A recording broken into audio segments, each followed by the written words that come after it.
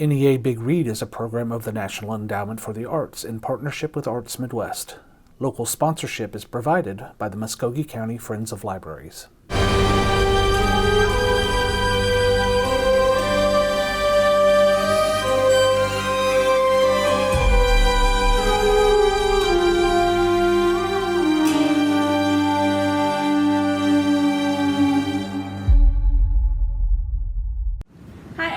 Welcome back to another episode of Parents Read the Darndest Things. I'm Kayla, and I work here in Adult Services at the Columbus Public Library. And I'm Wayne, and I work here in the Children's Department at the Columbus Public Library. And we read Cersei. We did read Cersei this month. And Cersei is a mythological retelling by Madeline Miller. It is an adult fiction novel. So I think we really it's been a minute since we read adult fiction, or really anything adult. We read children's books last month, and then we read YA before that. It's been a minute. Yeah. So it was a fun little dive back into being an adult. Yeah. And this one reads like an adult fiction book, which sometimes I like and sometimes I don't. This one I liked it a lot. Yeah, it didn't feel cumbersome. It was easy to read, and you didn't feel like they were trying too hard. No. It's not like Madeline Miller was pompous about it. But I will say something about the language, which I guess we had to, it's mythology, it's ancient Greece, whatever, so the language was a little bit off-putting to me, but it didn't have anything to do with the way it was written. It was of the times. Yes. I think Madeline Miller might be one of those authors you either really enjoy or you don't enjoy, because she's a slow burn writer where things don't happen. It's literally a story being told. It reminds me of Grandma on the Titanic just telling the story, but without all the extra scenes, right? Without all the extra scenes and the cuts and the action, it's wow, this is a story. We're settled into this one, which I liked. But I could see, and you're not the first person who was it wasn't my cup of tea. Yeah. I talked to someone here who had tried to read it, and they felt the same. I happen to sometimes like that and sometimes not, and I can't ever tell when I will and when I won't. So, but this one I did really enjoy, and I think Madeline Miller might just be one of those authors you either like or just isn't your flavor. I also just really tend to hold on to my YA bubble. Yes. So that, and it is very much written like an adult novel, so that probably also has something to do with it. And YA is very things are always happening. It's written for young readers who need their attention kept the whole time. So I appreciate that it was written as an ongoing story. There was a lot of development. A lot of things did happen. It was just at a slower pace. So I appreciate it for what it was. And I would recommend it to other people who I know are interested in these themes or those types of stories. Right. One of the things I like about Madeline Miller is her themes. Mm-hmm. And she takes something that's usually very, I don't know how to say this, but Greek mythology is not feminine. It's very masculine. It's very power. It's a little toxic. There's a lot of weirdness. And for both of her retellings, which is Song of Achilles and Cersei, she really puts them in the hand of underrepresented mythological figures. Achilles gets turned on his heel. But she writes him, and it's not the Achilles you think you know. Yeah. He's a soft boy, and he loves Patroclus, and he's heartbreaking. Yeah. I really liked also how, with Cersei, it's even mentioned, when she meets Glaukos, he is hesitant because he's oh, you're a goddess. I'm going to be nice because I've never heard of you, and I don't want to offend you. Yes. But you're a goddess? Yeah. She just picks, characters who are mythological figures who are really low on the radar, and is but look at how powerful they are, how they can be. And when you do hear about Cersei, she's this witch on the island, mm-hmm. and she was just a barrier from Odysseus getting home, and you kind of see her as a villain, mm-hmm. and she turned that around in a lot of ways, where Cersei was just a woman. Just a woman who had been lonely, who had sometimes been abused, who had sometimes been a scapegoat. And she makes her villainness seem very empathetic. Like, you kind of understood why Cersei did the things that she did, even if they were seen as monstrous. They weren't. It was written, it smoothed all of Cersei's edges from mythology and made her very human. And she did that with Achilles too. So I really like the tropes that she takes from mythology and turns into something that you're not expecting, but you know the story. Yes. So it's an interesting way to write a myth. Yes. And it's something that I really enjoyed. Smoothing her edges. I really like that. Yeah, because every time, if you just like quickly Google Cersei, like I did before I read it, yeah, it's always like she's just kind of this trash minor character who held up Odysseus and kept him from his wife, who he loved very much. But like, she was just so lonely. She was and sweet. Yeah, it really like, humanized her, which is of course like another theme in the book is that she was so enamored with mortals, and so it's another mortal trait that she has, but it's not like she was doing anything with malicious intent. No. And she was even enamored with Penelope. I love the way Cersei navigated through her life. Yeah. You know, she really did like hole up on this island and was like, fine, I'm done with all of you. I'm going to practice witchcraft. And she seemed like this lady who let her hair grow wild with a shawl on, mixing her cauldron. And it was like, sweet. She didn't care. Yeah, she really was just care. like, I don't care. She was like happy to be rid of them. She was like, you mean I don't have to get verbally abused or ignored all the time? Okay, sir. Exile it is. She was just, she was so likable, and when you compared her to Odysseus, he was so unlikable. I didn't like any of the men. The men were all trash. They were garbage people. And men, mythological figures are usually always trash. Yeah. Like Glaucus from the beginning. Trash. I was like, this guy sucks. I don't really know why she likes him so much, but then you have to look at it. She's so lonely. This is the only person showing her any kind of attention. And in that toxicity, any attention is good attention. Exactly. And then he became a god, and it was like, here's his true nature amplified. And it's like, as readers, we all saw that. And it took so long for her to see that. And then here comes Odysseus. I think he's kind of trash, too. Yeah, Like, he had that sucked. temper. He wasn't, like, great to his men. He treated them like children. He treated them like garbage. Yeah. And he took advantage of Cersei because she's sweet. Yeah. And she doesn't have the ambition that I think Penelope was shown to have. Mm-hmm. Not in a bad way, just that she didn't have it. And I think that she stroked Odysseus' ego, so Yeah. he didn't want to go home. He Yeah. wanted to stay where he was Like, oh, I'm a man. I'm like, oh, she likes me. Yeah. But he was trash. Yeah. And I kind of like that because like, if you look at anyone's dating history, there's trash. Because you learn from it and grow from it. And I think that And you she saw did. her. You saw Cersei go from kind of a puny young woman Mhm. to the end of it, a very confident, empathetic, kind witch who had really come into her power without sacrificing the things that made her her. She became so knowledgeable of the world around her and so self-aware. I did love that part. Like, there were definitely things about it I didn't like.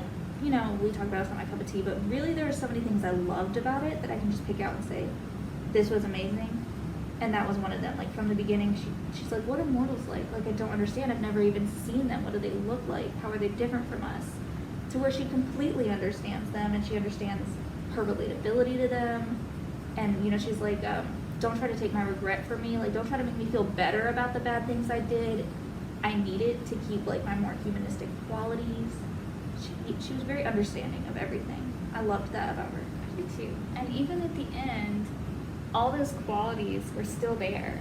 Mhm. All the things that she had grown from and struggled with didn't really change her nature or her character. Mhm. It just made her a little wiser, which I think sometimes when you see women coming into power, it means they sacrifice their femininity. They sacrifice the things that make them them. Mhm. You know, like a strong woman has to be cold-hearted. Yeah. And you see that a lot, and you didn't ever get that with Cersei. She just No. understands the world and herself better.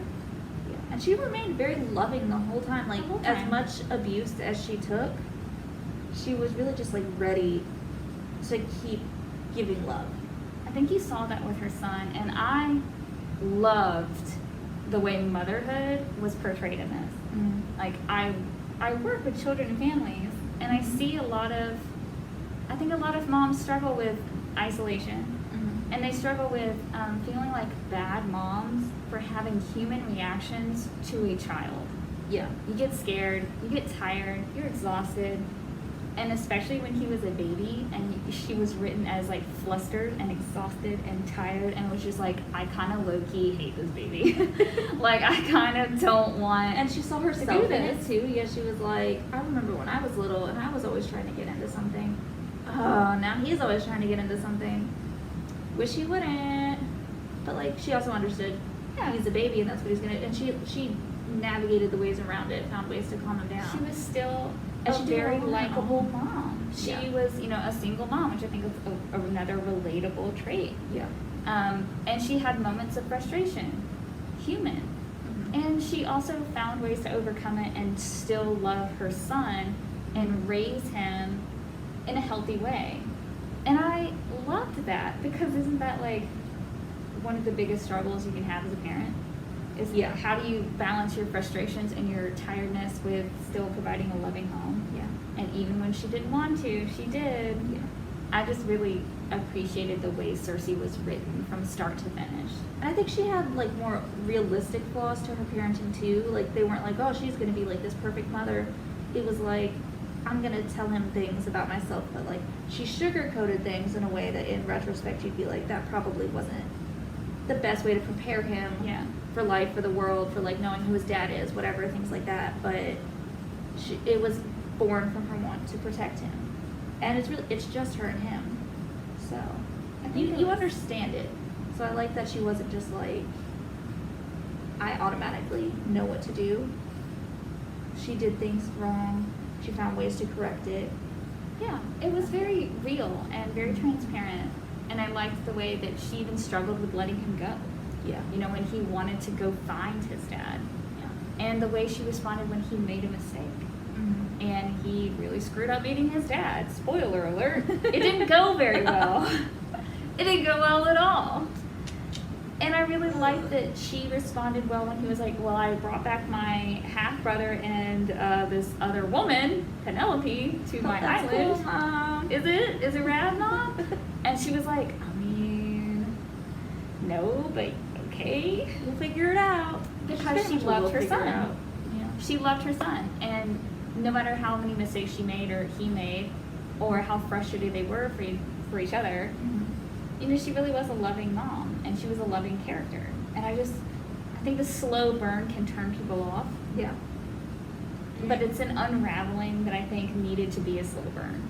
So, Yeah. You know, I think as much as people want to look at Cersei as a love story, let's make it more a story of motherhood. yeah, I think that is a much better highlight. yeah. And I think, I just love the way Madeline Miller does that. Yeah. She, you know, this is not the villain that we expected. When she wrote Achilles, he was not the a badass warrior guy that we expected either. She writes these characters with a lot of like humanistic love for either their partners or their children or themselves, really. Yeah. And I think that self-love that Cersei develops throughout, Yeah. that's one of the best things about this book. And it was very healthy, because a lot of those things that you just mentioned, like, aren't things that we see in mythology, right? Like, you know, Zeus has however many kids. He doesn't really care about them. Like, whatever, they're just fun. And that happens with all the gods and goddesses, right? Like, they just have all the relatives, all the kids, and if, you know, something happened to them, they wouldn't really care. They'd just be like, it's fate, whatever, it was deserved. But she cared about the relationship she had, and she had real true emotions in all of them. And I like that was a twist that was put onto it. Yeah. Yeah. Yeah, I really liked when she and Penelope developed like a friendship. Yes. I love to see women support women. Let's talk about the trash man we had in common. Gross. Put him down. Disgusting. Put him away. And love each other. And they were so supportive. Yes. And there was that raw pain and vulnerability that they both worked through and managed to put aside because they saw respect for one another. Yes. And I don't think that I would be a woman who could look at like, okay, so like if my boyfriend had a wife, I don't think that I could be the one who's like, yeah, I love her. I would be mad at him. But I also don't think that I'm like I'm just not a big enough person to be like, oh yeah, I'm gonna be friends with her because she also got played wrong. Yeah. I just don't know if I would. I mean, I really hope I'm never put in that position because we got a lot of things to talk about if he has a secret wife. This is gonna be a problem. But I don't think he does because he, lives with me. Might be a little hard to do.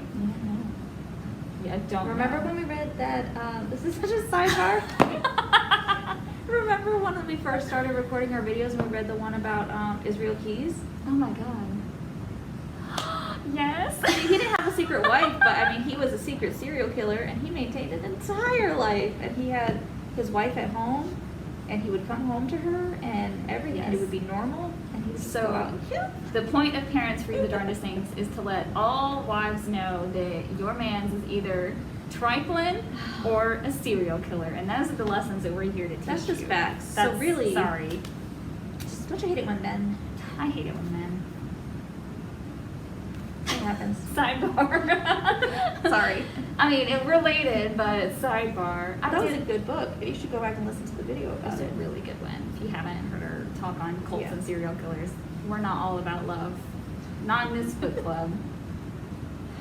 Yeah, I tend to like our books that are more like.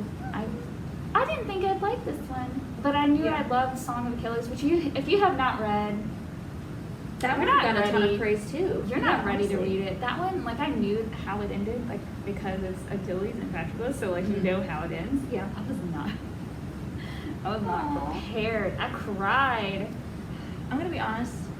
I'm not here for a simp, and I think that's kind of the issue I have with Madeline Miller's books, and that's why you like it. It's because I'm you're here a for simp. you're here for the simps, and I'm here for like that like raw intensity, This is and this was kind of not once there. again like soft girl versus raw girl right here. Like we're the epitome of this. Like I love a simp and I am a simp and I'm waving my simp flag, okay? Like I love it. I can see how others would not. Yeah. I really did enjoy Penelope and Cersei, and if I had like an OTP in this book, it would be those two. Yeah. I shipped it. Honestly, yeah, it's the respect. You said it right when it was the respect they had for each other. And when Cersei, I mean, I guess spoiler alert, but whatever, read the book. When she's like, I'm gonna leave my island now, Mhm. and Penelope's like, I want to stay on the island. Cersei was like, you want to be the witch of the island? I'm gonna teach you how to be a witch. And she was just like, you don't have to be magical or divine to be a witch. She was really just like, mortals can do things in their own right. Somebody just has to show them how. Yeah. And she just extended that to Penelope. So she really had no hard feelings to Penelope. Even when I think something I was reading was saying that like when she was with Odysseus and he would always talk about Penelope, she kind of realized him being with Cersei, it was like a rehearsal Yes. for when he went back to Penelope. That was to a his good point. domestic Oh, life. yeah, she did mention that. Yeah. She also mentioned that she would have liked Penelope if Odysseus hadn't been her husband. In Yeah. that whole spiel, Yeah. I think that the respect for Penelope as a person, Yeah. it really did prove that Cersei is a lot of things. She struggles with jealousy and insecurity, but she also has a lot of respect for people for their own talents. Yes. And And look how she grew from like that one, her first situation with Glaucus and Scylla? Yeah, How do you say it? Scylla. Scylla. And then Odysseus and Penelope. Oh, Obviously, yeah. like they're parallels, right? Yeah, definitely. I didn't even think about that, but for Yeah. sure. And so Glaucus, the fisherman who comes, she falls in love with him over like about a year. But he's like, I love this other woman, and in her jealous rage, she turns her into a monster. You basically, years and years later have the same thing. Here comes a fisherman. She thinks he's awesome. She totally loves him. But he's like, I love this other woman. And she's like, you know what? That's She fine. seems pretty cool. Cool. And I think Go that back to comes her. from like self-love. Yeah. I think that, once she became a mother and she really had that unconditional love for her son, Mm-hmm. she also developed that for herself.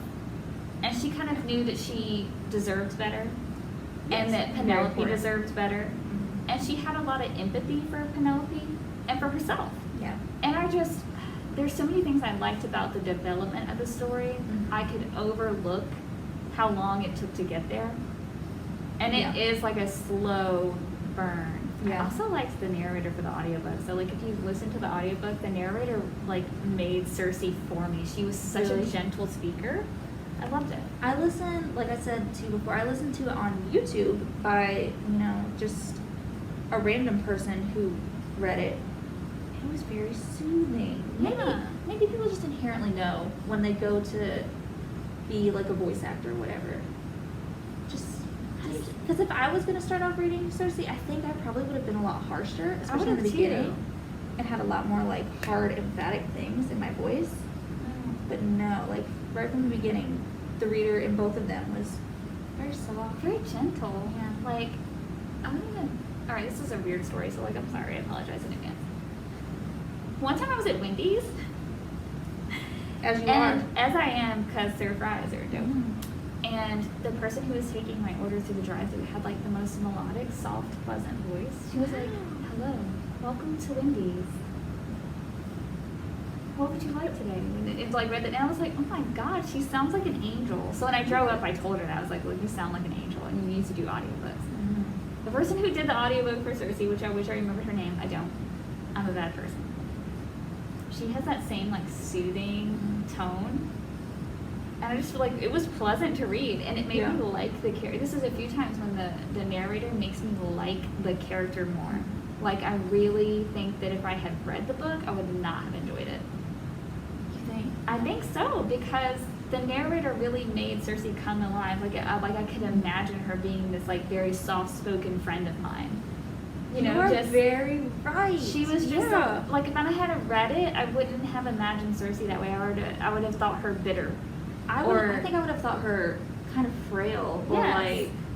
like I would have, I think, when she was younger, wanted her to be like, don't let them treat you that way. Like, come on. But yeah, you really got a sense of herself from the way that they read it.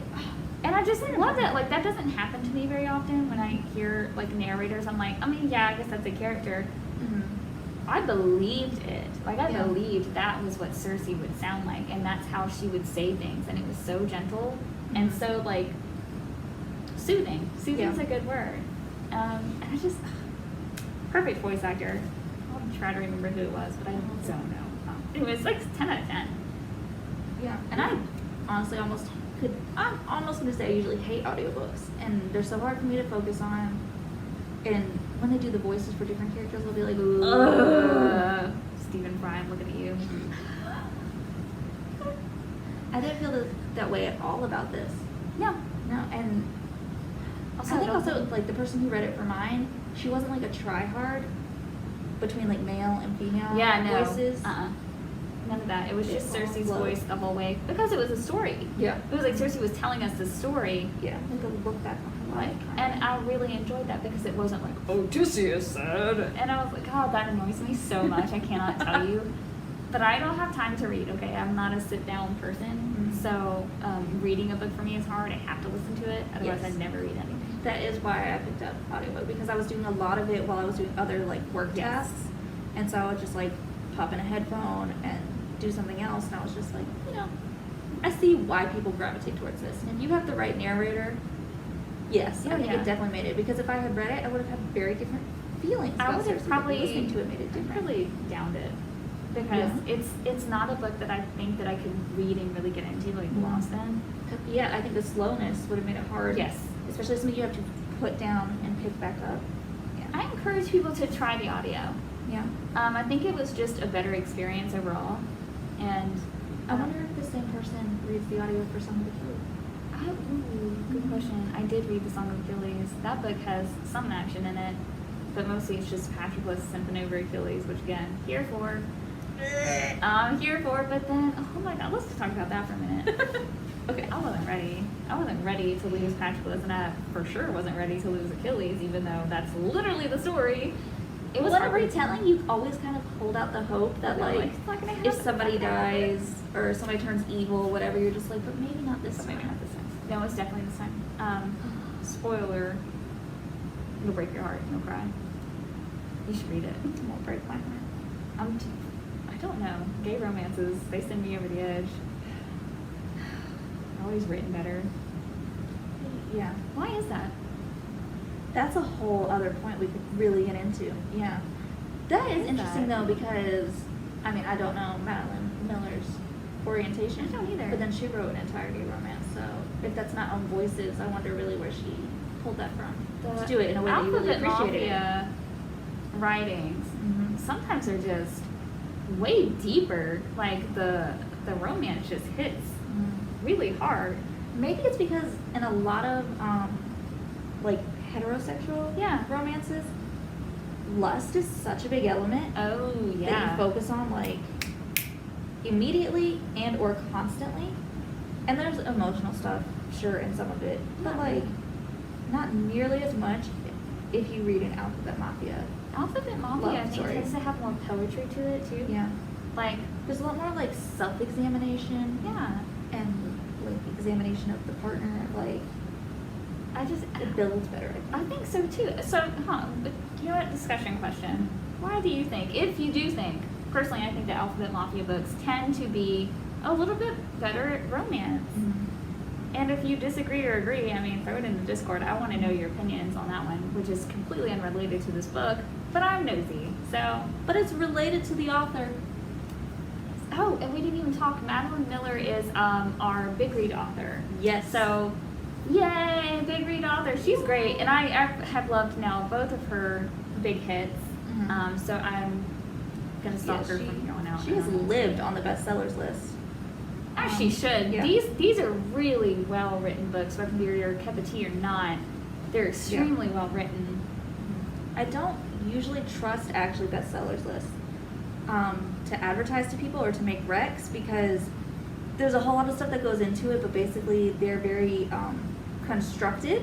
True. So I always go for like things that the readers have voted, kind of why I like Goodreads Choice Awards a lot, but Cersei got Goodreads votes, and like if you go on Goodreads or just people's blogs, really there's nothing negative out there. Song of Achilles was blown up on, more indie websites, Yes. TikTok especially. Oh, Tumblr yes. a few years ago was Huge on TikTok. obsessed with Song of Achilles, and I'm one of those people who really like book quotes.